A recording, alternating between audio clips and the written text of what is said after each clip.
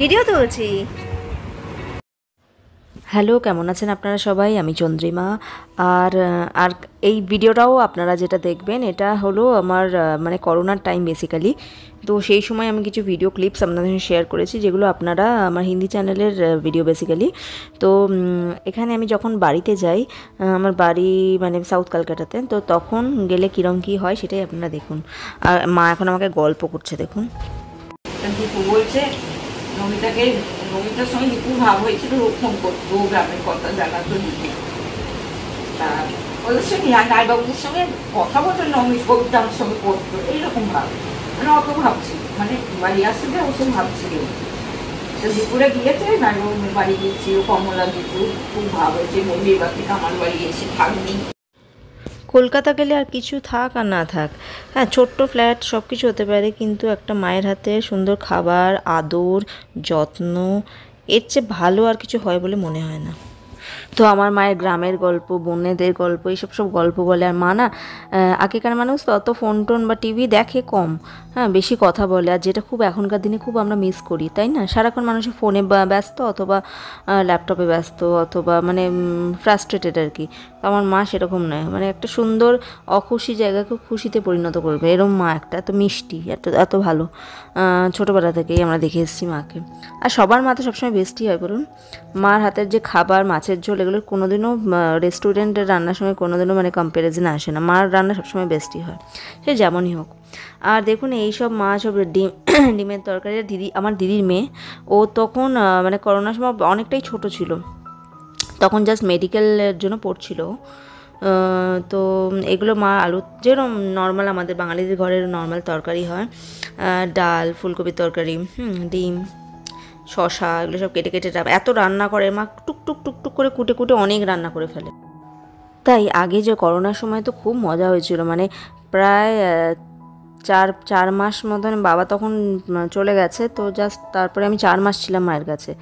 তারপরে আর করোনার সময় এমনিও পরের বছর এসে 2 মাস এরকম, মানে মোরালেস করোনার পরে বলছি এটা আর কি। তবে তখনও মানে বোধহয় স্কুল টুল ওপেন হয়নি। তো মানে মানে তখন খুবই ছোটো বাচ্চা আর কি। ক্লাস 5-এ পড়ে। আর 5-এ তো একটুখানি দেরি করে, জুন থেকে সেশন শুরু হয় বেসিক্যালি, তো মানে মার্চের মের এন্ডে অথবা জুনের ফার্স্ট উইকে। তো আমি 1-2 মাস গ্যাপ দিয়ে দিতাম। ও অত ছোটোবেলায় অত কেউ সিরিয়াসনেস হওয়ার কোনো মানেই হয় না, তাই না? তারপর ধীরে ধীরে যখন 5-এর পরের থেকে ধীরে ধীরে আবার মানে অ্যাকচুয়ালি আমি ওকে ধরি, এর আগে আমি অত ওকে কোনোদিনও পড়াইনি, হালকা করে পড়িয়েছি 3-এর পরের থেকে। করোনার সময় তো জানেনই, মানুষ তখন শুধু স্যানিটাইজ করে, হাত স্যানিটাইজ করে, এই কখন কী করবে, মানে এই টেনশনে এত লোক মারা যাচ্ছে, এত লোক মারা যাচ্ছে, এইসবই মানুষ এই করে আমার বাবা চলে গেল বেসিক্যালি। 2 বছর করোনাতে যেতে পারিনি, তবে মারা গেল। তারপরে আমি এই ভিডিওটা সেই সময়ের। তো যাই হোক, এখন আপনারা এই দুটো পার্টে দেখবেন, 2 বছর ভিডিও বেসিক্যালি গেছি, 2 বছরের একসাথে ক্লিপিংস জুড়ে আমি এটা করেছি। আর জেনারেলি যখন আমি কলকাতাতে যাই এরকমই অবস্থা হয়। আর কলকাতায় গেলেন আমি আর ভাবি এই করবো ওই করবো, যাওয়ার আগে হাজারটা প্ল্যানিং থাকে। এখানে যাব, ওইখান থেকে নিউ মার্কেট থেকে এই কিনবো, ওই কিনবো, মাকে নিয়ে এখানে যাবো, মানে আমার মাসি আছে ওদের বাড়িতে যাবো। সে গিয়ে আর আমি আর উঠতে পারি না, সারাদিন ঘুমিয়েই যাই। হ্যাঁ, হাতের কাছে আমার খাবার দেয়, খেয়ে আবার ঘুমিয়ে পড়ি, মানে পারি না আর, এত এখানে পরিশ্রম যায়, আর ইচ্ছেই করে না ওখানে গিয়ে বাইরে বেরোতে। আর এই কলকাতা একটা আলাদা, আমি বিশ্বাস করবেন না, কলকাতায় যদি চাকরি থাকতো না, আমি এসে ব্যাঙ্গালোর পড়েই থাকতাম না। যদিও ব্যাঙ্গালোর অনেক কিছু সুবিধা, কিন্তু মা তো নেই। আর সবচেয়ে বড় কথা, নিজের ফ্যামিলি সবসময় আলাদা হয়। মানে এই যে যখন শরীর খারাপ হয় বা কিছু হয়, বা সব সময় কিছু হলে একটু তো হেল্প পাওয়া যায় বা করা যায়, যেটা বাইরে থেকে কোনোদিনও পসিবল হয় না। তাই আপনারা শুধু পয়সার লোভের জন্য মানে বা পয়সার জন্য কখনোই ব্যাঙ্গালোর বা অন্যান্য সাইডে চেষ্টা করবে না যাওয়ার। সবচেয়ে ভালো হোমস্টে ইজ দ্য বেস্ট। এখন সবাই যদি বলে তাহলে আপনি কেন আছেন, তো আমার থাকার অনেক কারণ আছে। তার মধ্যে একটি কারণ হলো চাকরি নেই। কলকাতায় চাকরির ভীষণ অভাব, মানে ওখানে বলুন মানুষের কী অবস্থা। এমএ বিএড, আমি এমএ করেছি, যাই হোক আমি অবশ্য চাকরি করতাম, তাও ওখানে স্যালারি এত কম, এমফিল টেম্পিল ঘরে বসে থাকে। তো ওখানে এডুকেশন খুব আছে, কিন্তু কোনো জবেরও কোনো অপশান নেই, কিছু নেই। মানুষ এত ইন্টেলিজেন্ট, মানে সেরকম স্কোপ নেই বেসিক্যালি, তো যেটা বাইরে আছে, তার জন্যই আসতে বাধ্য হয়। তো মানুষ এখানে প্রচুর, জানেন যারা কাজের মানুষ তারাও দেখি শয়ে শয়ে এভরিডে কত লোক আসে এখানে ট্রিটমেন্টের জন্য, তো বাদই দিয়ে এমনি আসে।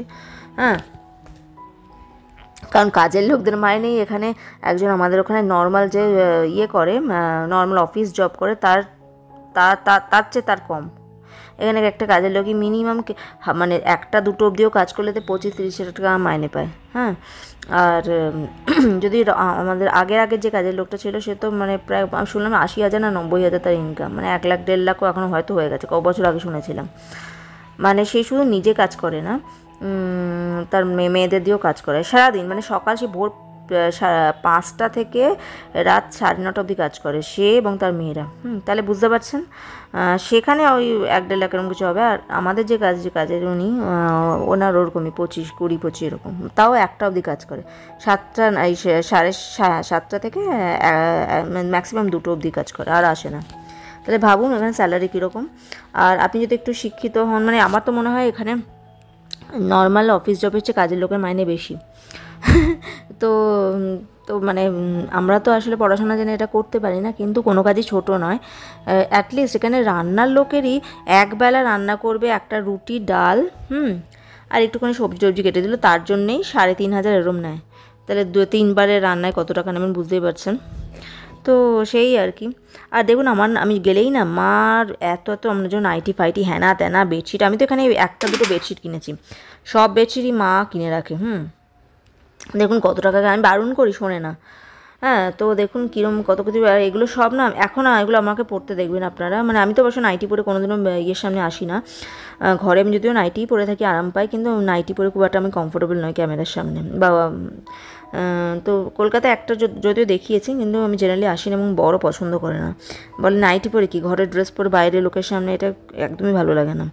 যাই হোক, তো দেখুন মা সব কুচুটুচিয়ে জল ভরে, বাবা মায়ের কাজ, মানে মা এই বয়সেও 71 প্রায়, তো এখনও দেখুন মানে ভগবান এভাবে ভালো রাখুক বাবা মাকে, টাচুড।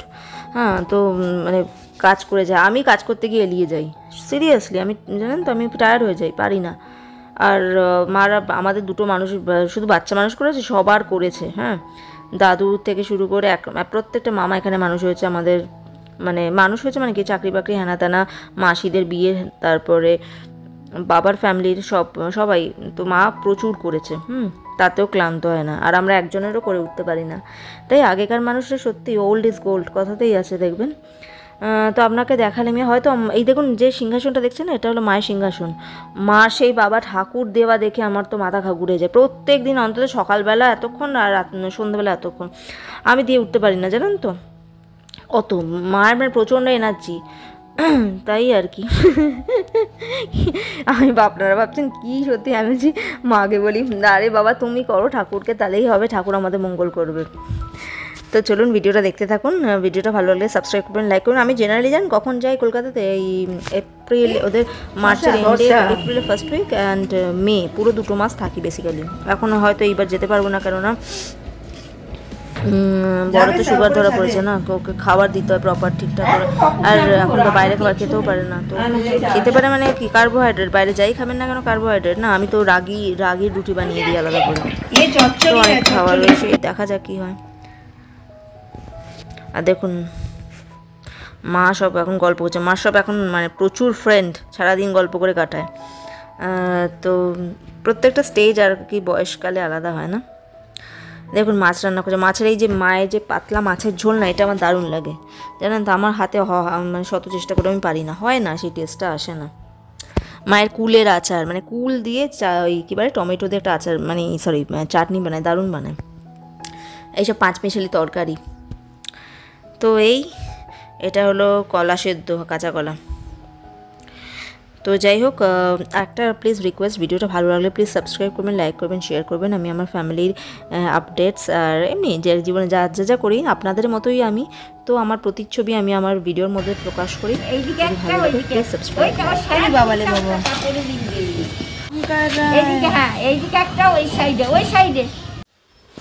আর দেখুন ওইখানে সব এই গাছগুলো রয়েছে, সুপুরি গাছ, মানে আমাদের ফ্ল্যাটের পাশে। আর এখানে এটা ফ্ল্যাটের ছাদ, কি সুন্দর না ছাদটা, এই ছাদে মা তো আসতে চায় না, যখন আমি আসি ওপরে ছাদে আসে, গরমে একটু বসে, মা আবার ফোন নিয়ে আসে, সব গল্প টল্প করে। আর এ তখন অনেকই ছোটো বাচ্চা, এখন তো দেখেছেন কতটা লম্বা হয়ে গেছে রিসেন্ট ভিডিওগুলোতে। তো তখন খেলছে টেলছে, আর তখন আমি শুধু এখানে হাত দিস না ওখানে হাত দিস না এইটাকে করতাম, কেননা করোনার টাইম ছিল, জাস্ট করোনা থেকে সবে সবে উঠেছি 2 বছর, মানে করোনাটা জাস্ট হয়ে গেছে এরম আর কি। করোনার মধ্যে আমি যেতে পারিনি 2 বছর, এগুলো সব করোনার পরের ভিডিওই, জাস্ট মানে করোনাটা শেষ হয়েছে। তো বাবা এই করোনার কথা ভাবলে না মানে জীবন, কত মানুষ মারা গেল যে বলুন, আমাদের ফ্যামিলির মধ্যেও অনেকে আছে। তো যাই হোক, আমি গ্রতগুলো আনতেও চাই না, আমার ভালো লাগে না। আর মেয়ের মানে মায়ের জামা কাপড়গুলো সব মেলে দিচ্ছি, মানে উপরে নিয়ে এসেছি, রোদে খুব তাড়াতাড়ি শুকিয়ে যায় জানেন তো। মা আবার ওয়াশিং মেশিন নেয়নি, আমার ওয়াশিং মেশিন ভালো লাগে না। মা এখনও জানেন এত সকালবেলা কাচে, এনার্জি বলে হারি বাবা, আমি তো একটা গামছাও কাচতে পারি না। তো সেগুলো করে দিচ্ছি। আর আমার ছেলেকে ভিডিওটা ধরিয়ে দিয়েছি, ভিডিও বানাচ্ছে, মানে ছোট্টবেলা থেকে, একদম ছোটোবেলা থেকে আমার ভিডিও বানায়।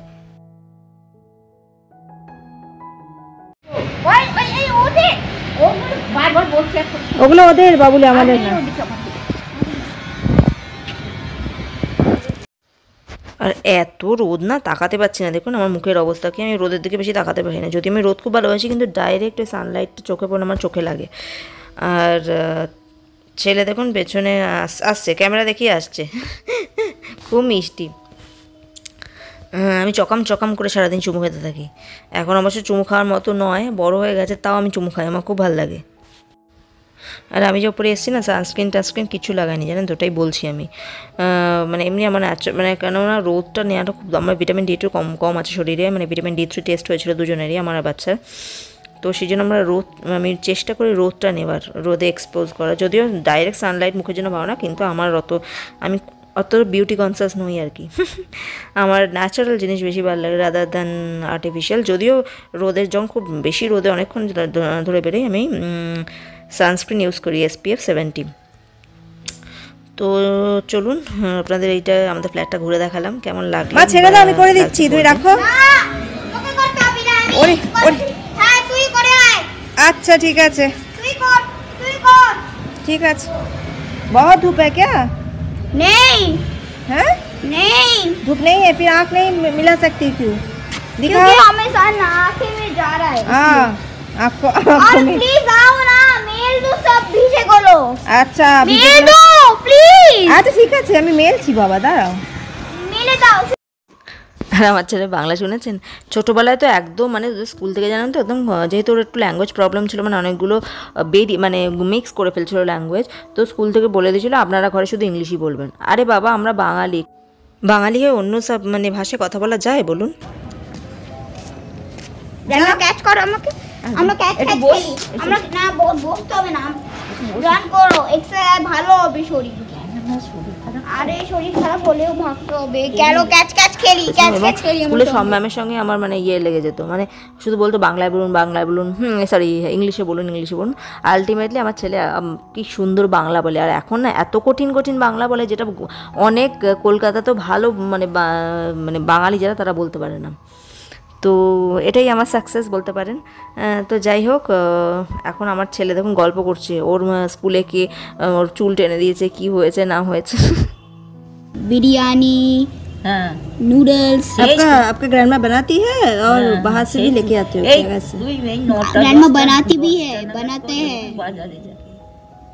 तो आपका ग्रैंडमा हाउस कैसा लगता है? बहुत ही अच्छा, मुझे बहुत ही अच्छा लगता है।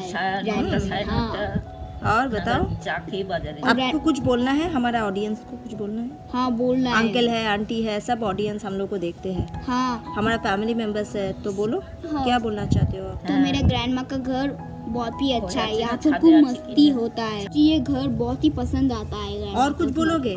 ग्रैंडमा का घर में बहुत ही आनंद होता है। अब देखा है मंकी को?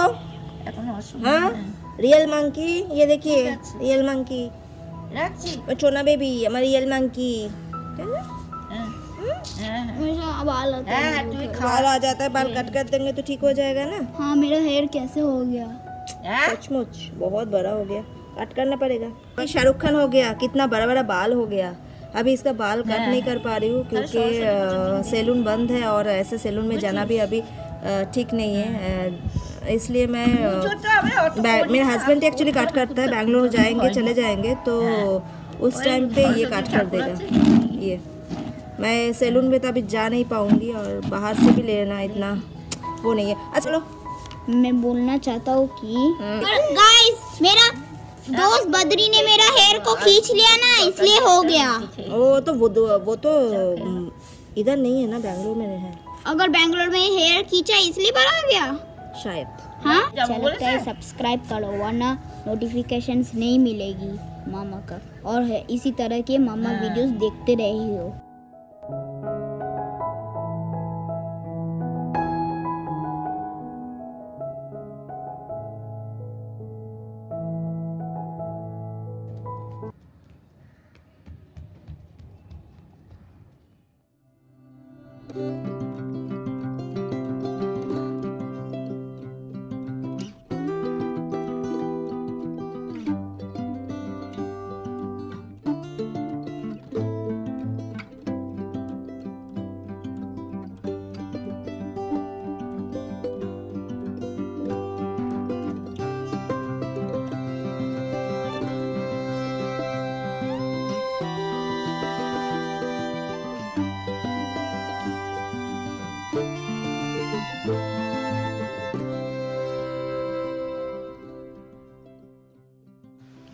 আর আমাদের এখানে পাশে না খুব ভালো তড়কা রুটি বানায়।